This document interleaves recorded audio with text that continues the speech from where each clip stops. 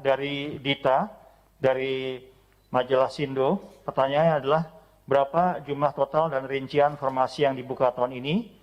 Apakah artinya rekrutmen P3K tidak akan mencapai 1 juta sebagaimana yang ditetapkan? Kemudian dari Tony, ini ASN, pertanyaannya bagaimana dengan kesiapan sistem dalam seleksi CASN tahun 2021? Kemudian yang ketiga, dari Handesa, pertanyaannya bagaimana nasib lulusan pendidikan yang tidak terdaftar di data pokok pendidikan atau Dapodik.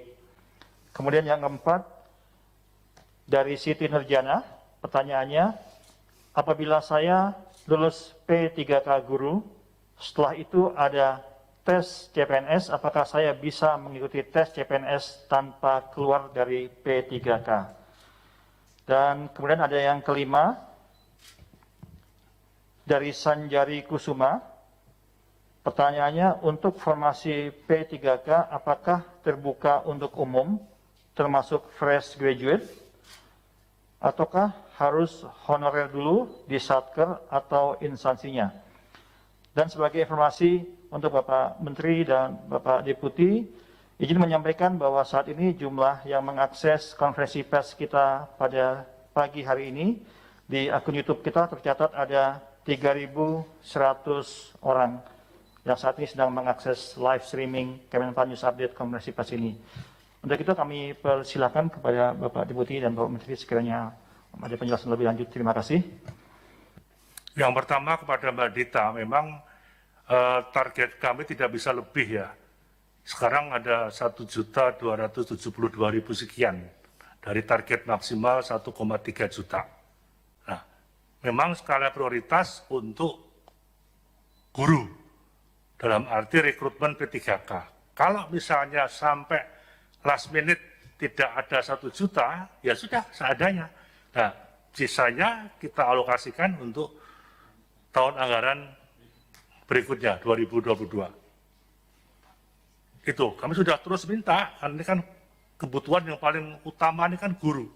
Baik pemerintah daerah maupun Kemendiknas juga sudah terus kita rapat dengan Menteri Keuangan, sudah ada alokasi dana, bisa 1 juta, yang 300 adalah CPNS yang lain, sesuai kebutuhan.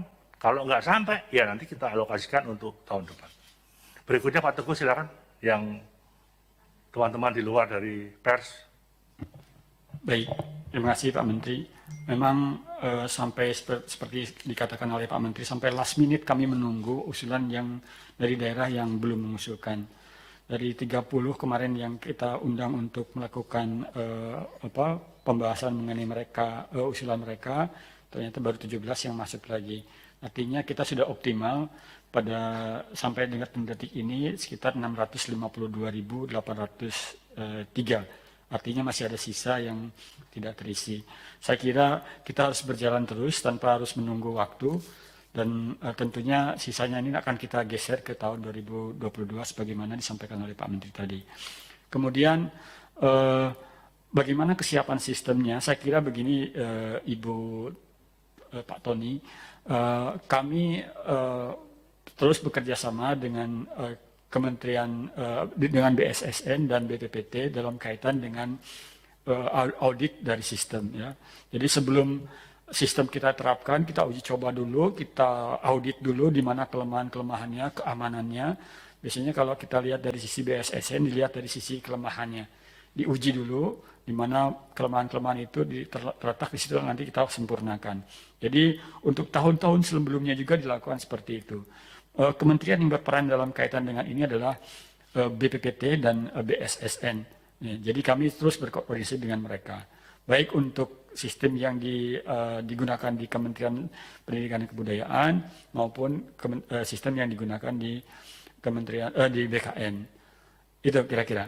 Kemudian bagaimana lulusan mereka yang tidak terdaftar di data pokok pendidikan? Untuk sementara waktu ini kami memang menggunakan data pokok pendidikan ya, sebagai data yang kita gunakan untuk melihat kebutuhan guru-guru honorer yang memang nantinya dibutuhkan untuk menjadi P3K. Jadi pada dasarnya kami sementara waktu untuk melakukan menggunakan ini sebagai data yang kita gunakan untuk dasar untuk mengetahui jumlah kekurangan guru, dan yang terdaftar di Dapodik itu sekitar 1 juta lebih. Ini yang kita gunakan untuk itu. Kemudian apabila saya lulus P3K guru, setelah itu ada tes CPNS, saya bisa mengikuti tes CPNS tentu saja sepanjang ibu memenuhi kualifikasi sebagai PNS, ya.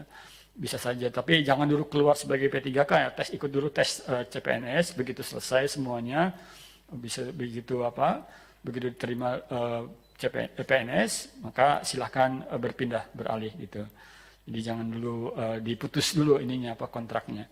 Tapi tentunya ketika tetap dalam kontrak, tentunya ibu tetap dituntut untuk bekerja sesuai dengan kinerja yang diinginkan. Kemudian yang terakhir coba di atas. Yang nomor 5 itu terkait dengan Untuk formasi P3K, apakah terbuka untuk umum, termasuk fresh graduate, ataukah harus honorer dulu di Satker atau instansinya?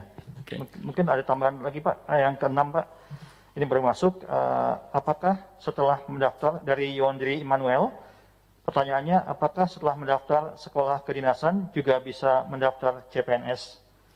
Demikian Pak. Ya, baik. Yang pertama adalah untuk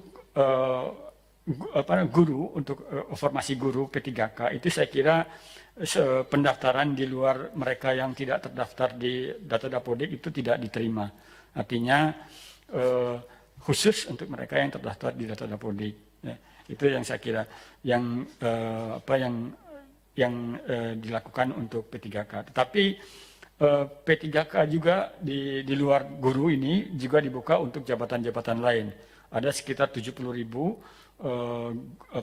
guru tenaga P3K yang dibuka, ya, atau 21.000 yang tenaga P3K yang dibuka itu berbagai jabatan. Silakan kalau memenuhi syarat untuk itu, silakan bisa masuk ke situ. Ya,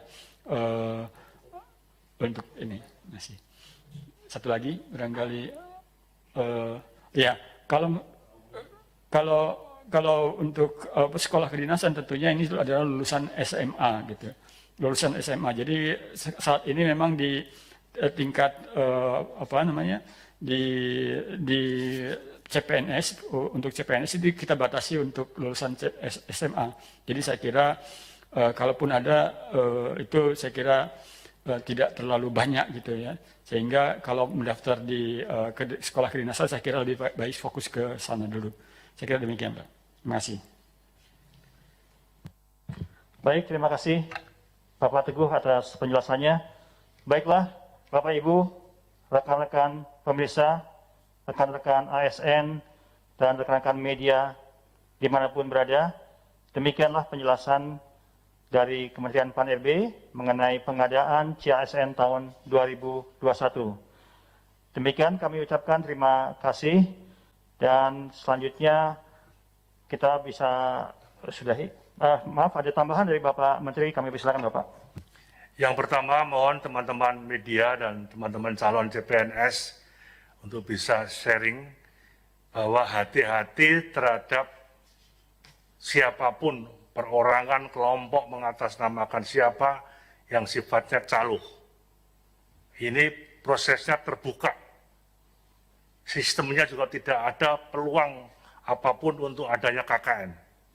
Jadi hati-hati terhadap kelompok-kelompok calo yang sekarang sudah mulai gentayangan mencari sasaran. Jangan percaya. Yang percaya ikuti website Pan-RB dan website daripada BKN, termasuk yang 1 juta P3K guru websitenya Kemendiknas. Demikian, terima kasih atas dukungan dan perhatiannya. Selamat siang. Terima kasih Bapak Menteri. Demikian mungkin diingatkan kembali bahwa Bapak Ibu cukup supaya berhati-hati dengan adanya penipuan menjelang penerimaan CPNS. Terima kasih. Wassalamualaikum warahmatullahi wabarakatuh.